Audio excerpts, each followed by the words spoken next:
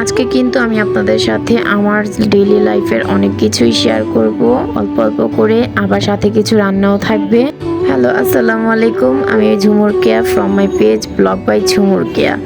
আসলে আমরা মেয়েরা বিয়ের আগে যেটা খেতে ইচ্ছে করে বাবা মার কাছে হুট করে বলে দেই, কিন্তু আমি এমন একটা মানুষ ছিলাম যে কিনা সব কিছু আমার আব্বু আম্মুর কাছে বলতাম না, কিন্তু তারা কিভাবে যেন মনের ভাবটা বুঝে ফেলতো। ঠিক এরকমটাই আমার এখনও মাঝে মধ্যে আমার হাজব্যান্ডও করে। আমি বলি না, তাও এমন সময় এমন খাবার নিয়ে আসবে যেটা আমার খুব খেতে ইচ্ছে করছিল বা লোভনীয় লাগছে, মনে হচ্ছে যে খাবো, এরকম কিছু একটা মনে মনে আর কি ভাবি।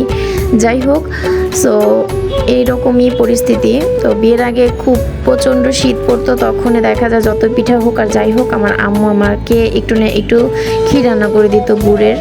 আর এই ক্ষীরটা কিন্তু আমি খুব বেশি পছন্দ করি। এখন তো আম্মুর বাসায় থাকি না, আম্মুকে তাও বলি মাঝে মধ্যে দিয়ে এটা ওটা, আবার আম্মু নিজের মতো করে রান্না করে নিয়ে আসে। কিন্তু আজকে খুব বেশি ইচ্ছে করছিল একটু ক্ষীর খাওয়ার জন্য।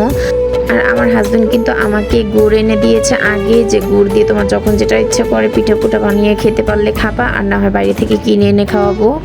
তো আম্মু দেখা যায় সচরাচর ভাতের চালটা দিয়ে ক্ষীর রান্না করে, তো আমি ভাবলাম আজকে আমি একটু পোলার চাল দিয়ে ট্রাই করে দেখি কেমন হয়। তারপরে আমি পোলার চালগুলো ভালো করে রান্না করে সিদ্ধ করে এর মধ্যে দিয়ে দিচ্ছি এগুলো খেজুরের গুড়। আর খেজুরের গুড় কিন্তু অনেক সুন্দর একটা ফ্লেভার হয়ে থাকে, এটা আপনারা সবাই জানেন। আর খেজুরের গুড়টা আমার হাজব্যান্ড একজনের কাছ থেকে নিয়েছিল, যেটা ছিল অথেন্টিক খেজুরের গুড়। তারপরে আমি এর মধ্যে একটু অল্প পরিমাণে দুধ ঢেলে দিয়েছিলাম, এটাও ছিল গরুর দুধ। এই দুধটাও আমার হাজব্যান্ড একজনের কাছ থেকে খাঁটি গরুর দুধটা নিয়ে আসে। সো সাথে কিন্তু আমি অনেকগুলো চিনিও দিয়েছি, কারণ ক্ষীরের হচ্ছে মিষ্টিটাই সবচেয়ে মেন, আর খেজুরের গুড় থেকে তো এতটা মিষ্টি হবে না, যার কারণে আমি অনেকগুলো চিনিও দিয়েছি। তারপরে পাশের চুলায় আমি একটু রান্নাবান্না করার জন্য একটু তরকারি রান্না করব, তাই তরকারি রান্নার প্রস্তুতি করছিলাম। সাথে আমার খেজুরের গুড়ের ক্ষীরটা হয়ে গিয়েছে, আমি একটা বাটিতে, দুটো বাটিতে ঢেলে নিয়েছি, একটা আমার ভাইদের জন্য আর একটা আমার জন্য। ওইখানে আমার তরকারিটা ফাইনালি রেডি, দেখতে পাচ্ছেন। আর ধনিয়া পাতা ছাড়া তো আমার তরকারি টোটালি অসম্পূর্ণ।